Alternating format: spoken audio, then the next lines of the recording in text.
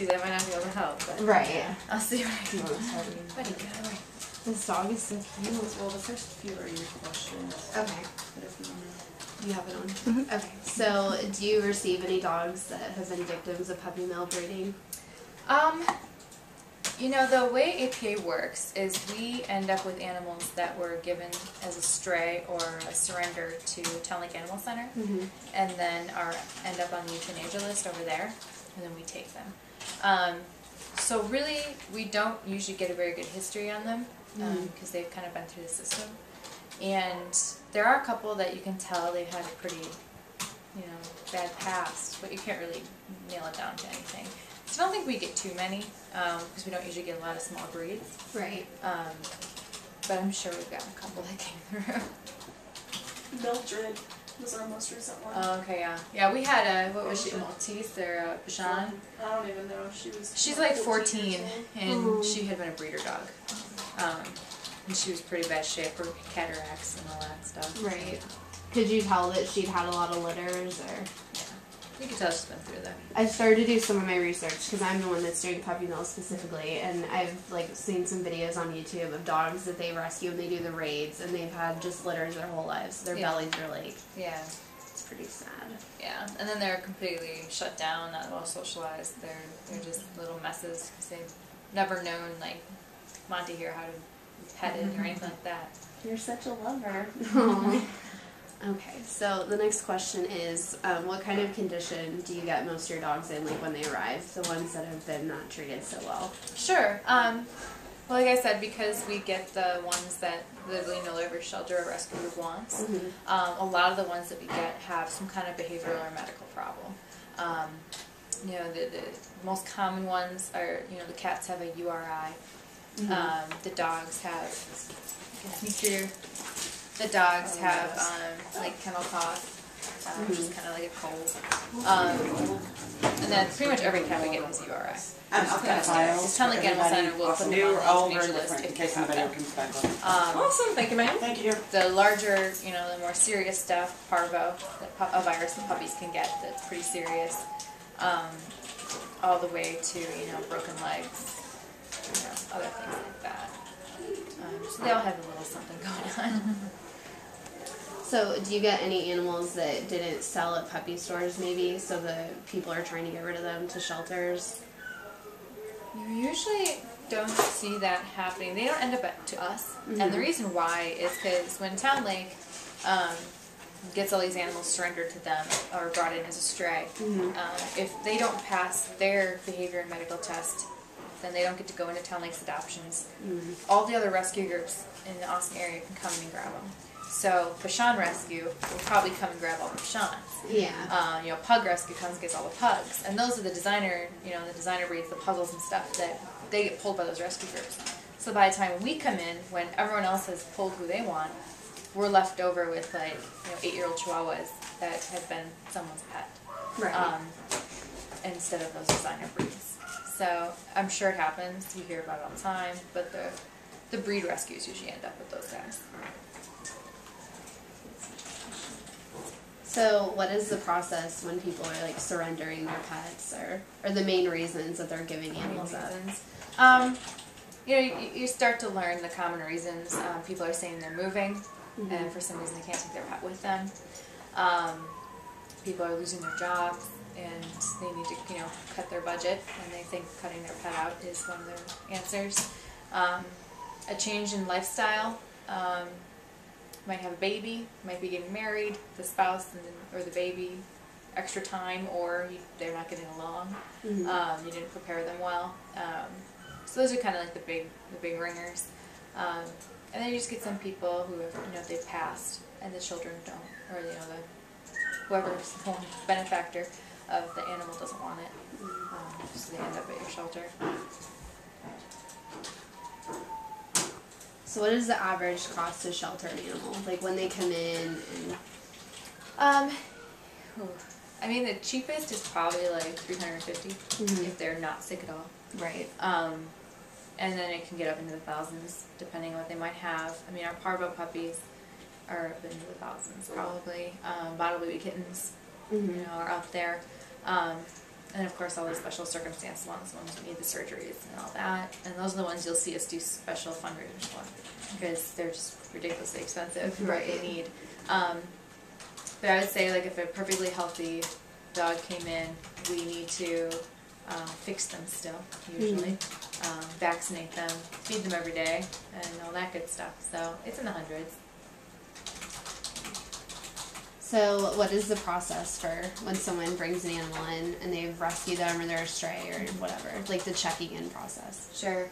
We actually don't take those animals. We only take from the kill list other shelters. Oh, okay. But I know usually the standard process is you bring in the animal, you fill out a form explaining why you're surrendering them. You don't have to fill that form out, which I think is kind of ridiculous because it's very helpful to have that information. You know, why are you surrendering? Was this animal around kids? Was it, how did it do? You know, trying to get history. So they usually get them to fill that out, and then there's usually a fee involved to give them up, but they can't enforce it. Because if you say, okay, give me $35, and they say, no, forget it, I'll just, take this dog out back, then you're like, okay, just give it to me. So that sometimes happens, but usually no, small fee, small paperwork, and then you can drop them off. Here you go. Thank you very much. So what criteria do you guys use to decide whether or not an animal is fit for adoption? Sure. We do have a behavior team that is at Town Lake every day, kind of assessing the animals that are at risk to end up on the list, so we can know as much about them as possible. But really, we're just looking for that. Because I think they're trying to get a bunch of people. We don't need to get anyone. Which is Really, gonna be kind of usually the for same medical, thing you just we're did. looking to see if it's something we can fix, something we can treat. That's if we've got some. Because honestly, there are a couple animals. You get a 14-year-old who has stage 4 kidney failure. That's in extreme pain, and even if we were giving them medication, it wouldn't help. Then those are the ones that euthanasia probably is a good idea. So medically, that's what we're looking for. Can we stabilize them into being a happy, healthy animal? Can we make it painless for them and then give them a happy life? Behaviorally, we have the behaviorists go in and evaluate them just to see if he's looking, and I'm not a behaviorist, but he's looking for certain reactions from them to show him that, yes, they can be worked with. The vast majority of these dogs and cats come into Town Lake, or any shelter really, when they're surrendered, and they're terrified. So they usually fail the behavior test. Because it's just like, imagine you're in a foreign country and someone takes you to the prison. You have no clue why you're there, you don't speak the language, but you've just been thrown in jail. You're going to act very different than you do when you're in your comfort of your home. You're going to act tough so no one messes with you, or you're going to act really scared and hide, or just not be yourself. And that's how these guys are. So they fail the test because they're showing their teeth because they're terrified and they want to act tough, or they're completely shut down. And so we come in and every day and just go in the kennel and sit and don't even look at the animal, don't even touch them, but just sit in there for a few hours and then come back the next day and do the same thing and then see if they have changed their response. Because usually the first day they just sit there and cower. The second day they might kind of be looking at you like, okay, you're not doing anything to me. It's okay. And then by the third day they're like in your lap. And that's when we know, okay, yes, this animal obviously doesn't have any serious behavior issues, they're just terrified. So that's usually the process they go through down there. I never thought about that. Like, just how, like, as the animal, how weird you would feel when all of a sudden you're in a shelter. And I'm always trying to, it's hard to, you're not really supposed to humanize animals, but it's, try to understand what they're going through. They had their home for X amount of years, and all of a sudden that's gone, and they're in a scary place with all kinds of other animals making a ruckus, all kinds of weird smells. They can smell if there's euthanasia going on there. That's terrifying. I mean, if you go to prison, you can smell dead bodies, but you can't talk to anybody, and you have no clue why you're there, or how long you're there, or what's going to happen next. Yeah, I'd be pretty, I'd be pretty messed up too. So I mean, it's amazing to me that even some of them are okay when they're in that situation. Yeah.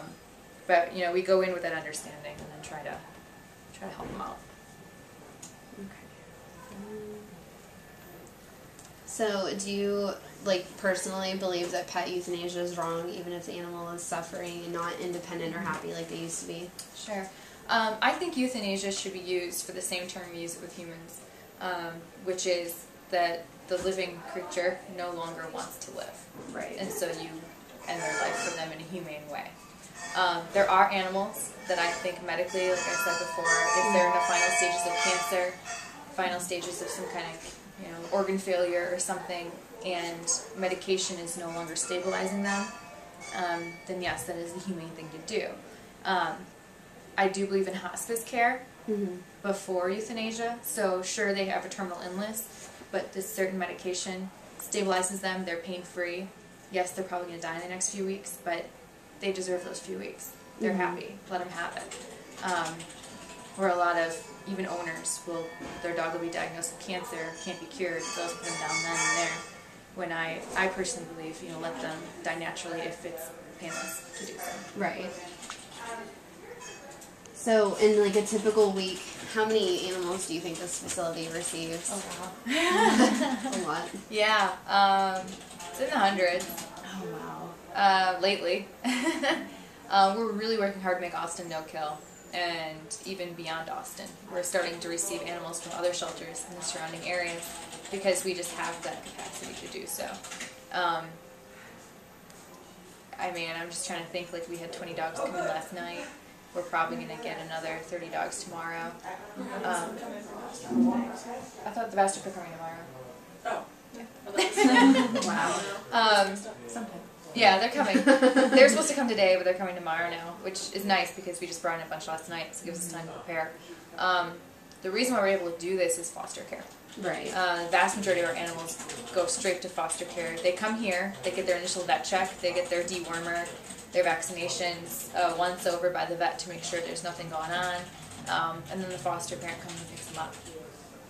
And they stay there until they can be spayed and neutered, maybe get their second round of vaccinations if that's what they need, and then they go off to our adoption sites. So that buys us that extra time and that extra room when we bring animals in. Who can be a foster parent? Is it employees or? Anybody. Yeah, pretty much employees. It's kind of like an expected thing. We all foster.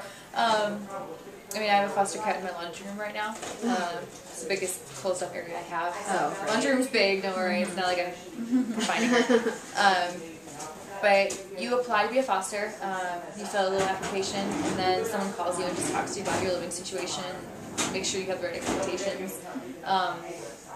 The big thing that that we look at if you're renting is your landlord cool with this? Oh yeah. If we give you a pit bull puppy, is your landlord going to freak out, or is it okay? We just ask that kind of questions, and then you have when you get your first foster, you're actually assigned like a buddy who probably emails you like every other day, see if you have any questions, and just so it's not scary. Because it's the first time you foster, it's kind of scary. Sometimes they might have medical problems, or it's a completely different creature that's acting a little weird because they've been through a lot. So we try to give you a support system. But pretty much anyone can apply. Obviously we'll say no if your landlord says no, that kind of stuff. Or your parents. Yeah. If I were allowed to, I would definitely have a couple. I'm just thinking some of these questions. I don't want to be redundant.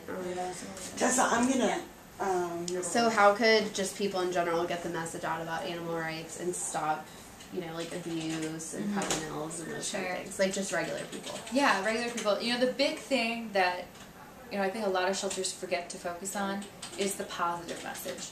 I think a lot of shelters get bogged down on like scare tactics. A really good example is PETA. Oh, yeah. PETA just likes to make you feel horrible or scare the crap out of you. Yeah. With big posters of like animals that have been abused and things like that. And it's the truth, and it's scary, and people should know about it, but people shut down when they see that stuff. So I think just the average person is to keep that positive message.